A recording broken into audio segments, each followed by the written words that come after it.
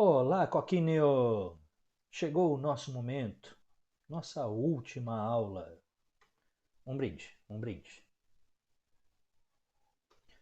É realmente uma pena, assim, que esse ano tenha sido tão difícil, esse semestre, né? Esse momento chato de isolamento, a gente fazendo aula desse jeito, mas eu, assim, ó, realmente eu espero do fundo do meu coração, do fundo, do fundo, do fundo, do fundo do meu coração, que você tenha feito um bom proveito desse ano, que você tenha aprendido bastante coisas novas. Espero que eu tenha conseguido te ensinar algumas coisas novas. E só um recadinho para você, tá? Eu sei que crise é chato, momentos difíceis são muito chatos, mas são justamente esses momentos que geram pessoas melhoradas, tá? Não existe nenhum fortalecimento que não tenha vindo de um grande desafio, tá? Então, que pelo menos a gente consiga aproveitar bem esse momento e gerar muitas habilidades que com certeza a gente vai conseguir construir muitas felicidades no futuro, tá? Vai ser assim. Eu sei que vai. Vamos lá, essa aula aqui, ó. Olha que coisa maluca. Olha o título, cara. Globalizações, impasses, desafios e incertezas. Ao mesmo tempo que diz tudo, não quer dizer nada. Enfim, exatamente. Exatamente isso. Diz tudo, ao mesmo tempo é tudo e não é nada.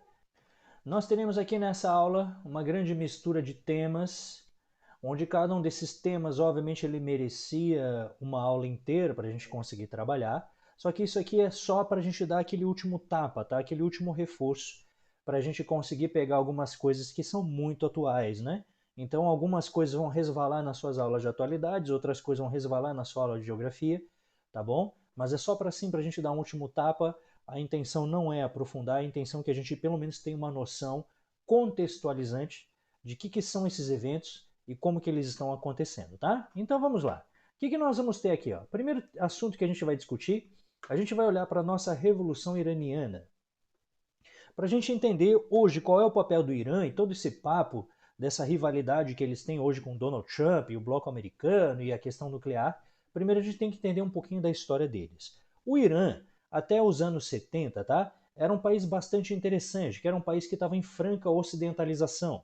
Então, caminhar pelas ruas de Teherã não era muito diferente de você caminhar pelas ruas de qualquer capital ocidental. Não era muito diferente de você andar em Paris ou em Nova York, porque existia uma grande juventude com bandas de rock and roll, meninas de mini saia na rua, que frequentavam universidade, etc. Tal. Porém, essa ocidentalização ela foi feita por um governante que era profundamente autoritário. Ele se chamava Shah Mohammad Reza Pahlavi, tá? Esse cara aqui era um ditador, que ele vai tentar impor, então, essa ocidentalização, que a gente sabe que às vezes por baixo de toda essa propaganda, a música, o cinema, Hollywood, etc., a gente pode ter alguns governos que eles não são nada legais, tá? São governos que usam-se de práticas que são terríveis. No caso dele também, onde, por exemplo, ele usava a execução, usava o açoite, usava a tortura como forma de punição a opositores, né? Então, todo mundo que era contra esse processo de ocidentalização, ele era extremamente truculento. E a gente não pode esquecer que a gente está falando dos persas, entendeu? O Irã, né, nem todo mundo estava acostumado em ver esse processo de ocidentalização, e assim ele vai, então, acabar desagradando uma grande quantidade de pessoas, uma grande quantidade de opositores, e vai acabar desencadeando uma espécie de bolha conservadora, que vai acabar estourando em 1979, tá?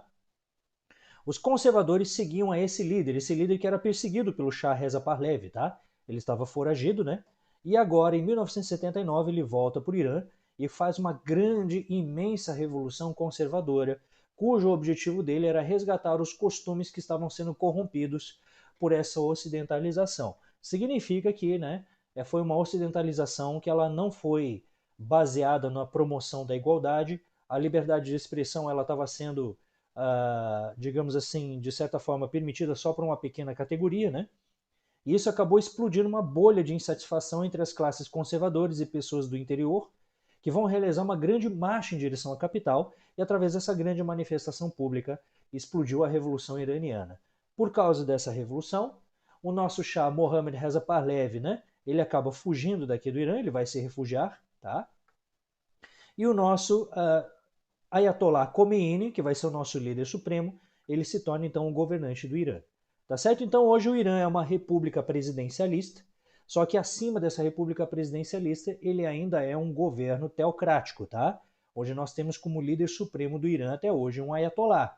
Não é mais o Khomeini faleceu, nós temos o sucessor do Khomeini, que é o Ayatollah Khamenei, tá? Que é quem governa o Irã hoje.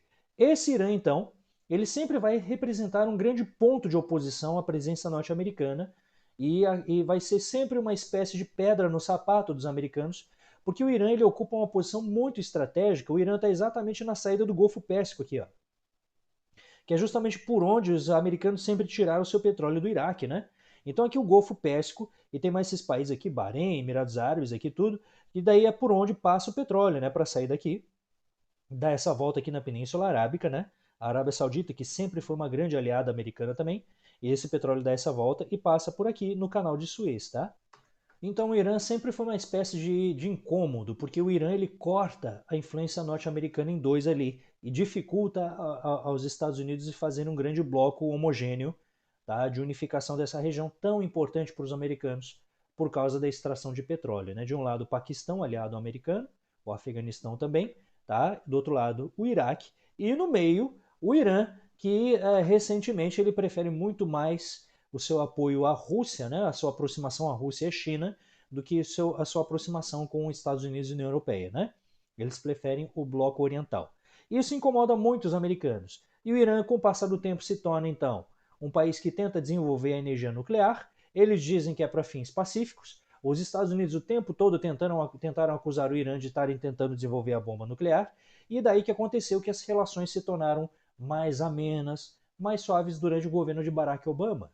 O governo de Barack Obama assinou o acordo nuclear com o Irã, e assim os iranianos interromperam o processo de desenvolvimento da tecnologia de refino de urânio, né, de enriquecimento de urânio, para que daí que acontece que eles parando com isso, os americanos toparam de interromper também as sanções econômicas, tá?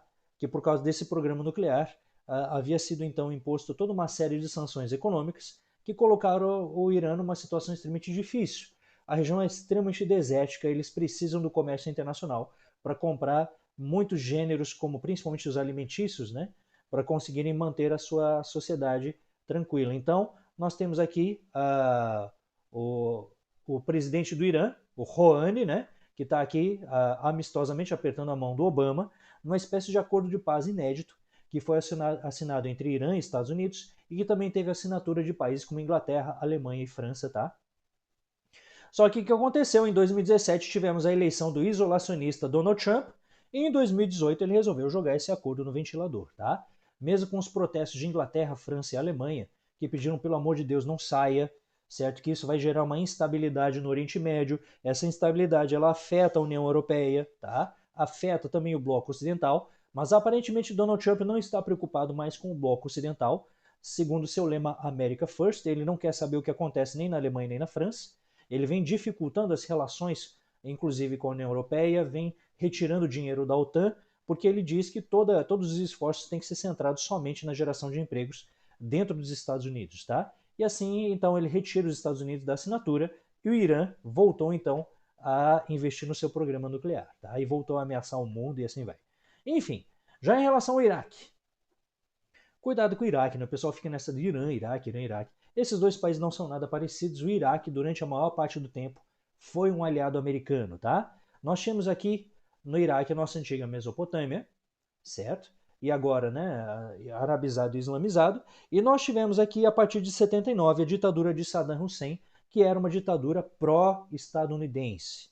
A partir do momento que o Irã declarou sua oposição aos americanos, os americanos começaram a dedicar todos os seus esforços para fortalecer o Iraque.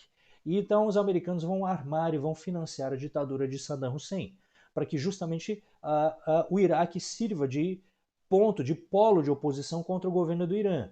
Mais ainda, incentivando as rivalidades religiosas.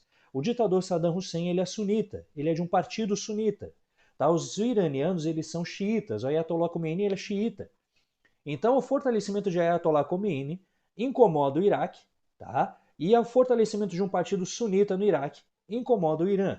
E daí os americanos vão começar a despejar armas aqui, certo? E daí vai explodir a guerra Irã-Iraque, certo? Onde esses dois países começam a rivalizar-se por poços de petróleo, começam a disputar poços de petróleo, e aí agora eles vão começar a se matar. E é nesse momento que os americanos vão despejar armas aqui no Iraque para que os iraquianos encerrem de vez com o governo de Ayatollah Khomeini e acabem com a Revolução Iraniana, tá?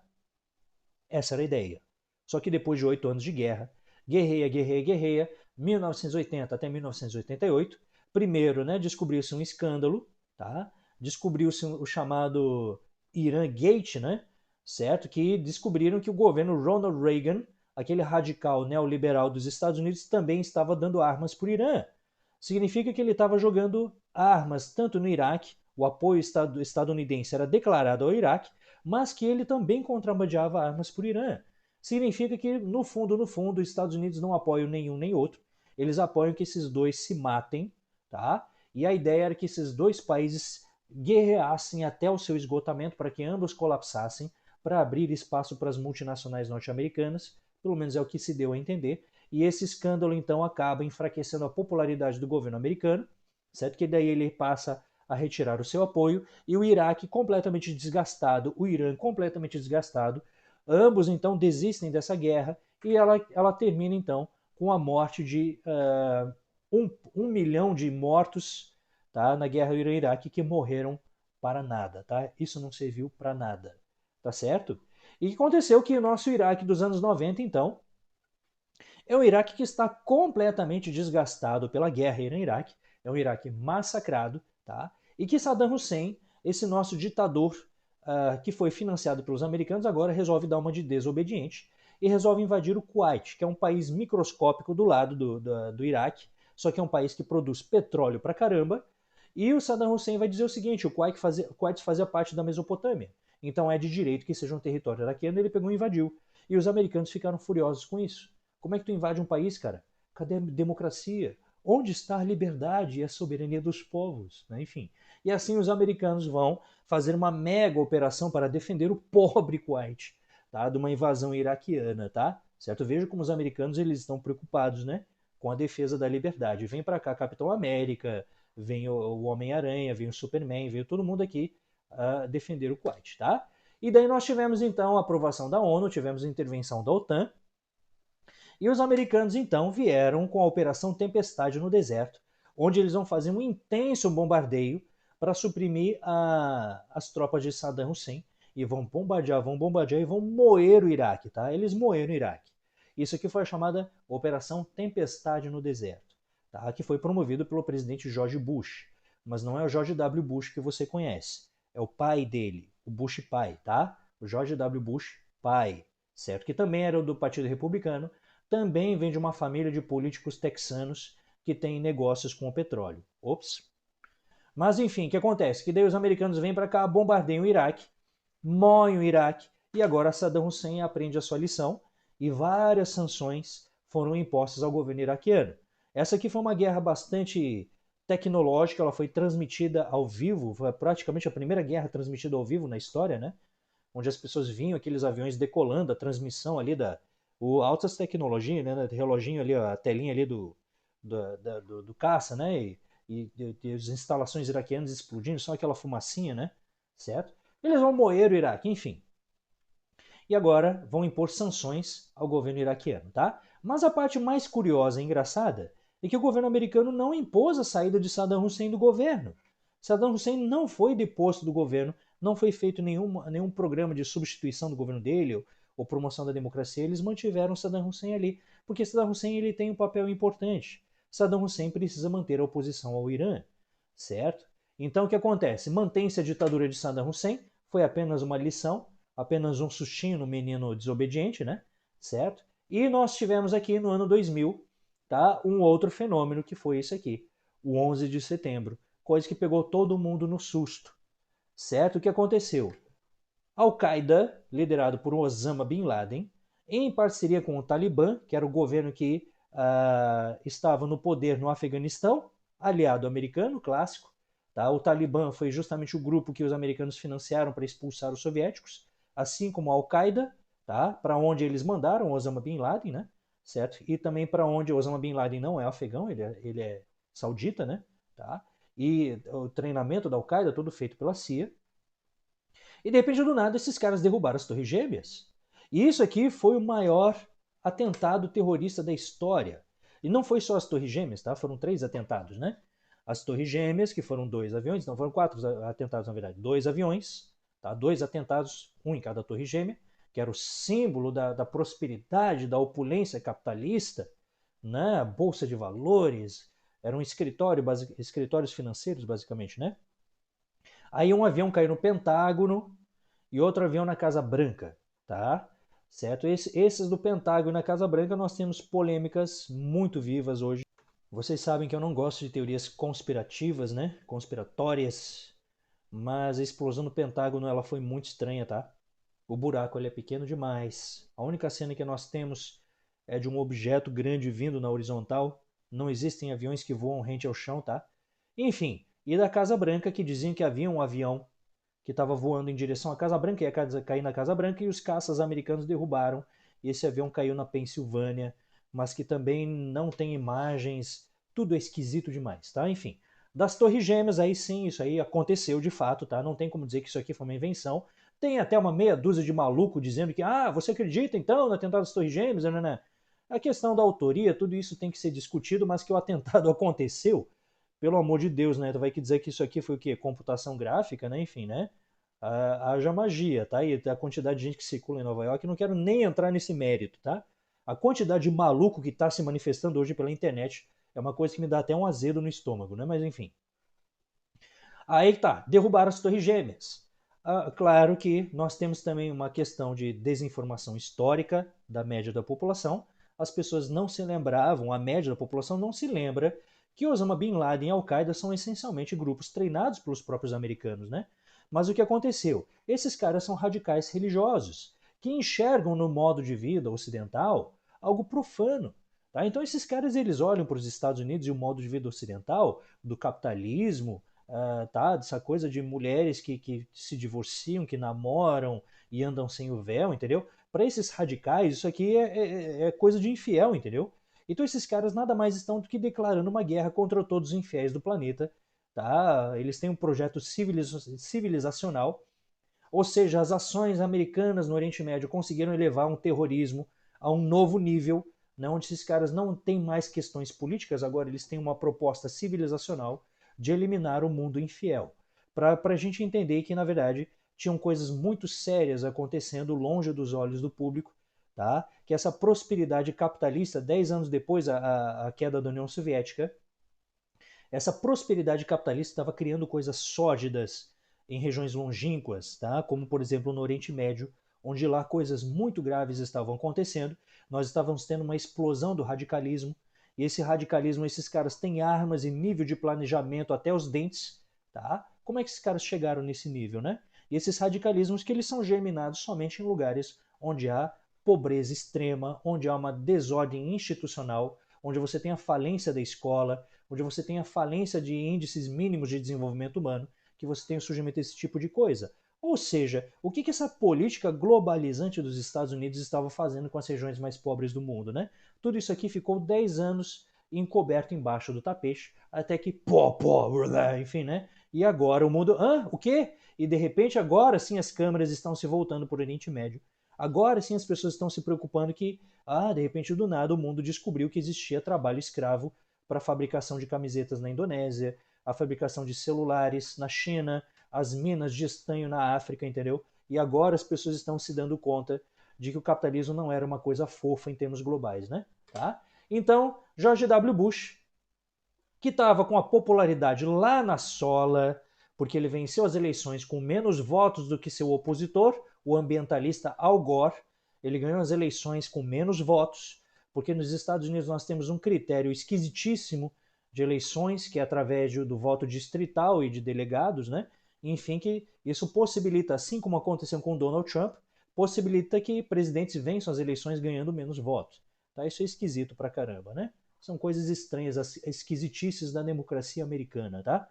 Certo? Enfim, que daí George W. Bush, que estava com a popularidade lá embaixo, de repente ele declara guerra contra o terror e assim a sua popularidade vai lá para as alturas. Ele, assim como boa parte dos políticos belicistas, né, e violentos do mundo, eles entendem muito bem como funciona a lógica de você inventar um inimigo imaginário, né? Ele vai iniciar então a guerra contra o terror e agora ele vai cair pesado em cima do Oriente Médio, vai detonar o Oriente Médio e isso vai garantir para ele tanta popularidade que garantiu também uma reeleição, tá certo? Então agora a primeira coisa que vai acontecer, tá? Esse cara vai atacar o Afeganistão, tá? Então inicia a guerra contra o terror e primeiro uma guerra contra o Afeganistão, que está sob bombardeio desde 2001. Vamos voltar a falar do Iraque? O Iraque em 2003 também entrou na mira dos americanos. Os americanos que já haviam invadido o Afeganistão em 2001, haviam deposto o partido Talibã do poder, estavam atrás de Osama Bin Laden, que misteriosamente sumiu no deserto, misteriosamente sumiu no deserto, tá? Certo? E agora o que aconteceu? Que os americanos falaram que eles iam lutar contra o eixo do mal. O eixo do mal. O que seria esse eixo do mal? Cadê meu cursor, cara? Eu não tô vendo. Vocês estão vendo meu cursor aí? Eu perdi a flechinha. Oi, cursor. Achei, ó. Tá o eixo do mal. O que é isso aqui? Ó? Não, eu não queria mostrar isso ainda. São 5 países que, segundo os americanos, fazem parte de um eixo de governos que financiam o terrorismo. Que seria o quê? Afeganistão, em primeiro lugar. Eles só se esqueceram que o governo afegão foram eles que botaram no poder. Mas tudo bem. O Afeganistão, o Iraque, idem, tá? O Irã, Ayatollah Khomeini, agora o, né, enfim. O que acontece é que daí também teria Cuba, Coreia do Norte, ou seja, eles iam fazer uma grande varredura. Agora derrubaram as Torres Gêmeas, agora eles vão ver o que é o poder da democracia liberal. E agora eles querem varrer esses países terroristas, comunistas do mundo, tá? E agora eles começam essa guerra contra o eixo do mal. Eles entendem muito bem como funciona a propaganda política e como isso funciona para a média, né? Para aquela massa mais ignorante da população e como esse tipo de propaganda belicista e a luta contra o inimigo imaginário funciona muito bem. Em 2001 eles invadem o Afeganistão, em 2003 eles resolvem atacar o Iraque. Aí o Saddam Hussein, que estava lá quieto, falou: o quê, cara, eu não fiz nada dessa vez, enfim. Vai pro saco também. Esses governos ditatoriais que não respeitam a liberdade, a democracia, eles estão preocupados com o Iraque, né?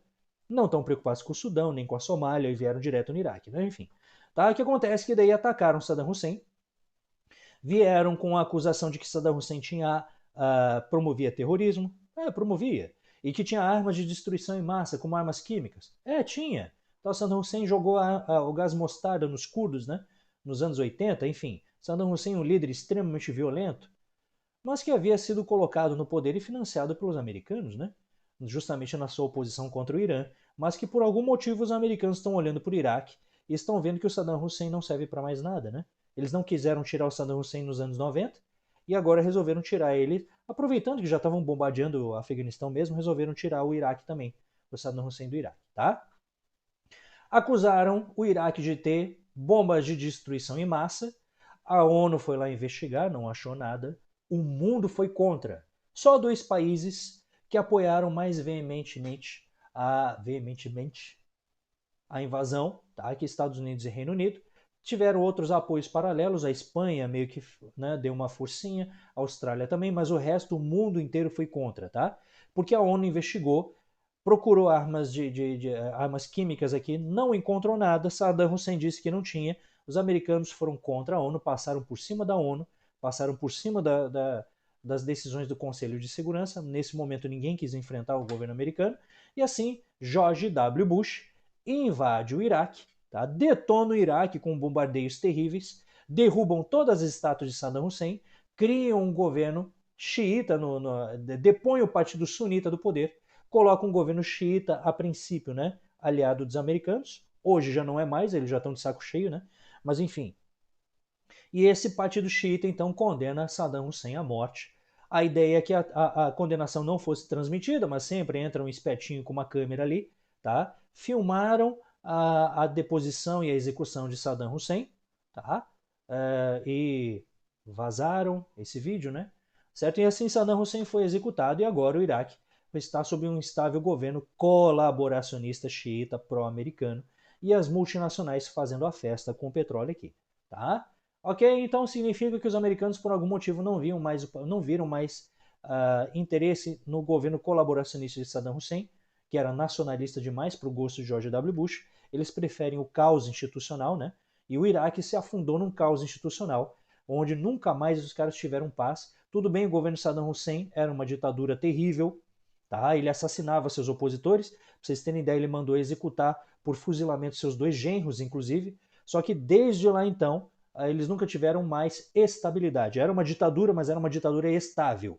Horrível, tá? Sanguinária, mas pelo menos era estável. E hoje nós temos, após a invasão do Iraque em 2003, nós temos o caos, tá? Esse caos causado pela era Bush de 2001 a 2009, tá? Esse presidente aqui, George W. Bush, republicano, conservador e neoliberal. Teve seu prestígio fortalecido, como eu falei para vocês, com os ataques do 11 de setembro, tá? Ele que estava com sua posse questionada, e com a promoção da guerra contra o terror, ele usa isso como uma grande propaganda política. A invasão do Afeganistão, que está sob bombardeio até os dias de hoje ainda, 20 anos de bombardeio quase. A invasão do Iraque, também sob ocupação até hoje, tá? E levou o mundo ao colapso financeiro. Os americanos gastaram tanto dinheiro na guerra contra o terror, a ideia era continuar. O próximo alvo seria o Irã, depois a Coreia do Norte, depois Cuba, mas ele parou por aqui porque o dinheiro acabou. A dívida americana era tão grande, tão grande, tão grande. Some-se a isso, nós tivemos também a bolha financeira em 2008, quando George W. Bush, na sua política neoliberal, permitiu que os bancos fizessem o que quisessem. Esses bancos venderam cartas de crédito sob hipotecas, principalmente da população negra pobre dos Estados Unidos, convenceram a toda a população pobre a hipotecar as suas casas e investir em novos financiamentos, tá? E que aconteceu que todo mundo se endividou com isso e chegou no momento explodiu a bolha imobiliária, onde todo mundo estava endividado com os bancos. Essa bolha explodiu, né? E causou um colapso mundial, tá? E desse colapso nós estamos pagando preço até hoje, tá? Certo? Ou seja, o mundo, ele tinha uma visão, né? Antes da era Bush, onde as pessoas viviam até uma certa era de otimismo, de crescimento econômico nos anos 2000, tá? No início, a primeira década dos anos 2000, certo? Onde todo mundo vindo aquela euforia pós-queda da União Soviética, um crescimento econômico bastante grande, com a China explodindo e espalhando eletrônicos para o mundo inteiro. Então a gente teve essa onda de prosperidade. E após 2008, nós tivemos a crise mundial causada pelo próprio governo Bush, tá? Pós-era Bush, onde nós entramos numa era extremamente mal-humorada de crises econômicas. A crise americana, a crise na União Europeia. Essas crises chegaram no Brasil aqui lá por 2014, tá? Que depois vão acabar desencadeando toda a crise política, da qual nós não enterramos o pé ainda. Muito pelo contrário, nós só estamos afundando mais na nossa crise institucional e econômica, cada dia mais, para chegar em 2020 ainda vir um coronavírus dar no meio, tá? Enfim, né? Tá? São tempos difíceis, tá? Certo? Mas tudo isso aqui tem como seu marco, o seu divisor de águas, o seu grande estopim, o seu kick-off está no governo Bush e a sua guerra contra o terror e o seu colapso econômico causado pela bolha imobiliária, tá? George W. Bush conseguiu transformar o Oriente Médio no nosso novo inimigo contemporâneo. É até feio falar isso, tá? Porque até parece que eu estou defendendo que não, jamais, tá? Jamais, jamais, jamais. Mas o que aconteceu é que ele conseguiu transformar uma civilização inteira, nossa civilização islâmica. Ele bagunçou tanto o Oriente Médio, tá? Incentivando esse conflito entre xiitas e sunitas. E na disputa de áreas de influência contra os russos agora e os chineses, né? Certo? A crise no Oriente Médio ele foi tão grave, tão grave, tão grave, com essas interferências das potências, né? Começou com as potências europeias, fatiando o Império Turco-Otomano após a Primeira Guerra Mundial, e depois a entrada dos Estados Unidos e depois dos soviéticos, tá? Mais a criação do Estado de Israel em 48, aí vem mais a guerra contra o terror, tá? Que aconteceu que nós temos hoje as regiões de civilização islâmica, né? Tá? Que haviam se formado ali, estão tão bagunçadas, que nós temos aqui um verdadeiro caos no Oriente Médio, e esse verdadeiro caos vai gerar um vácuo de poder em vários países, como a Líbia, como o Iraque, tá? E esse vácuo de poder, a Síria, né? E depois veio mais a Primavera Árabe ali, que foi um verdadeiro terror. Depois da Primavera Árabe, nós temos na sequência o Inverno Árabe, tá? No Egito, por exemplo, na Síria, tá? E isso tudo vai gerar uma espécie de onda de instabilidade, certo? Incentivada principalmente pelos interesses internacionais, que vai gerar uma desestabilização política e miséria, que vai ter consequências gravíssimas, tá? Com intervenções estrangeiras, sob a justificativa de combate ao terror, a proliferação de armas, dentro dessa rivalidade entre os blocos Estados Unidos e União Europeia de um lado, Rússia e China do outro, nós temos misteriosamente armas brotando na mão de grupos radicais ali, tá? Que vai agora desestabilizar a região completamente, tá? Então nós temos aqui o terrorismo e a emergência de grupos extremistas como Al-Qaeda, o Talibã e o mais recente de todos, o ISIS, tá? Da qual todo mundo dizia não saber de onde veio, até que me aparece esse vídeo aqui em 2014, ó, tá? Esse vídeo em 2014 que me aparece no YouTube, tá? Com um sujeito, um terrorista que se identifica como terrorista John, o jihadista John, que aparece com um norte-americano ali de joelhos, né? E de repente, do nada, o cara, num vídeo filmado em HD, provavelmente de um iPhone, falando em inglês perfeito, sem sotaque, o cara fala, vocês, americanos, isso, aquilo, e vai lá e decapita o cara no vídeo e posta aquilo ali, e de repente o mundo, quem é o Estado Islâmico, meu Deus? O Estado Islâmico já existia há pelo menos 10 anos, os americanos já sabiam disso há muito tempo e não estavam fazendo nada a respeito.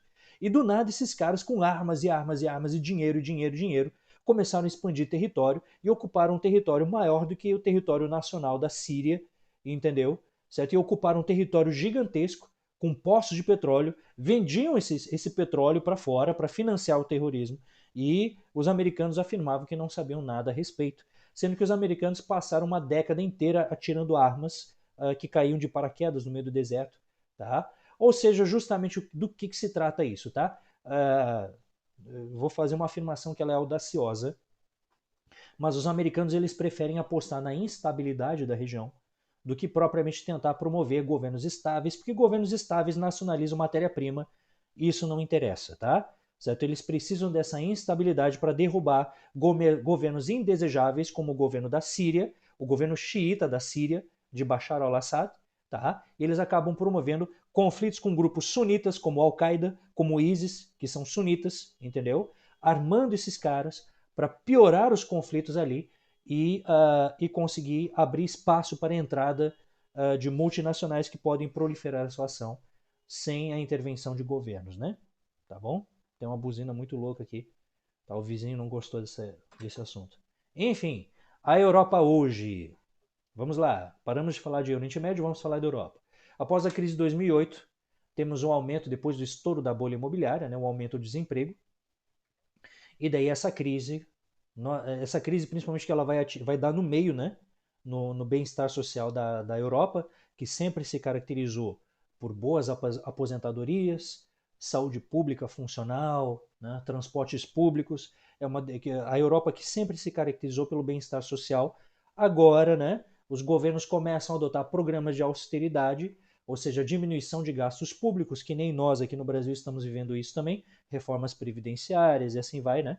Tá? E daí que acontece que isso faz com que muitos, principalmente das classes médias baixas, comecem a sofrer com a perda de empregos e a queda do poder de compra e a perda de direitos, e nós temos o renascimento de partidos de extrema direita. Esse fenômeno também não é novo, tá? Nós já vimos isso acontecer na década de 20 e 30 na Europa, tá? Então surgem partidos de extrema direita. Nós temos também a desestabilização do Oriente Médio, certo? Com o avanço do ISIS, principalmente, e das guerras civis que estavam acontecendo ali, nós temos uma imensa quantidade de pessoas que tiveram suas cidades completamente destruídas e que agora estão migrando e tentando atravessar o deserto, tentando atravessar o mar Mediterrâneo e que vão agora tentar entrar na Europa para tentar reconstruírem suas vidas, tá? Então nós temos a vinda massiva de imigrantes árabes. Esses imigrantes árabes estão vindo num momento que está coincidindo com a crise econômica europeia também, tá? E justamente por isso nós teremos a reação da extrema-direita, que começa a criar força, partidos de extrema-direita começam a ter destaque aqui na Europa, e vários candidatos, vários políticos começam a ganhar as eleições com discursos intolerantes, discursos racistas, discursos segregacionistas, justamente se aproveitando dessa onda de insegurança econômica, né, e de empregos e de perda de direitos, usando-se dessa insegurança para fazer propaganda política e vencer as eleições, tá? Resultado disso aqui, um dos resultados mais sensíveis, o Brexit, né, onde nós temos a Inglaterra que quer fechar as suas fronteiras e sair da União Europeia, tá? E nós temos também vários partidos de extrema-direita e grupos de extrema-direita intolerantes que começam a fazer manifestação na Europa, tá?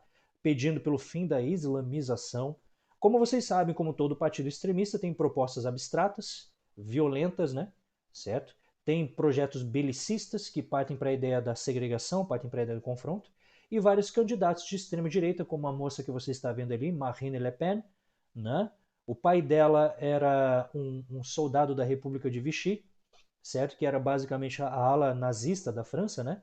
E que eles vão agora ascender justamente com propostas que são basicamente, em essência, né, propostas nazifascistas, né?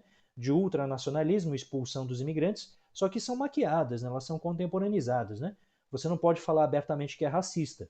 Então você usa termos mais suaves, como o resgate da cultura, é pela família, é pela religião, pelos valores tradicionais, né? A gente é contra essa contaminação de pessoas de fora, essa desvirtuação dos costumes, essa coisa de ficar apoiando o aborto, o homossexualismo. Não, a gente é mais da igreja e da Bíblia.